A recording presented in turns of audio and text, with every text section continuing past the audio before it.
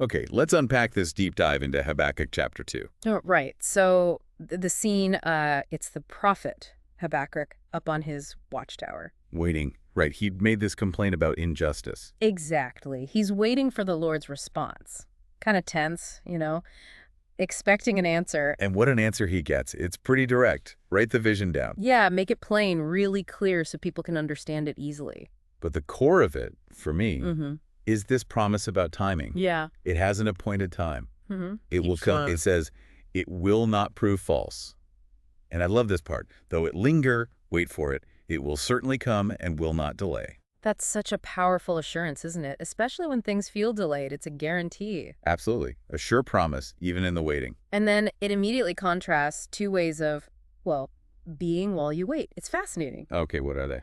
Well, first, there's the one described as puffed up. Puffed up, like arrogant. Yes, but it seems deeper. It says their desires, their inner life are not upright. It's linked to being restless, never satisfied. Ah, like that greed described. Greedy like the grave, always wanting more. Precisely. That internal state seems to drive this outward grasping, never at rest. So that's one path. What's the alternative? The text puts it simply, the righteous person will live by his faith. Faith. So trust, reliance on God, maybe? Yeah. Especially while waiting for that promise. Exactly. It's a stark contrast, isn't it? Arrogance and greed versus faithful living. Two totally different ways to navigate that waiting period. And the chapter doesn't just leave it there, does it? It goes into these warnings, the woes. Right, these woes, they spell out the consequences of living that puffed up way. They seem really specific, like woe to the one who piles up stolen goods. Or gets rich by extortion, yeah. Building your house, your status through unjust gain. And building cities with bloodshed. It's pretty graphic. It is. And there's another one about exploiting people, making your neighbor drunk to, well, look on their nakedness. It's about leveraging vulnerability for your own sort of twisted pleasure or gain. Wow, that's intense. And finally, a woe against trusting in idols. Lifeless idols.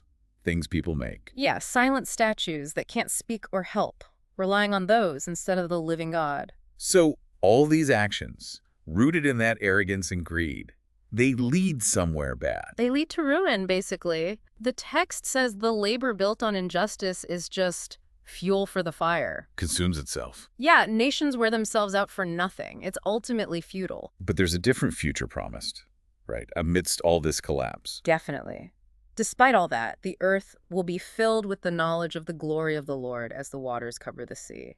That's the ultimate reality the text suggests. So it loops back to that fundamental choice.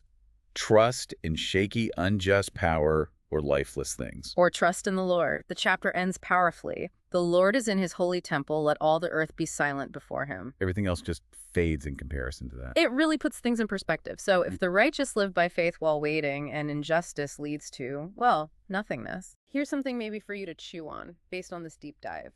When you're facing those delays, those times when things just feel unfair or uncertain, which path does your response tend to follow? That puffed up, grasping way or the way of faith described here?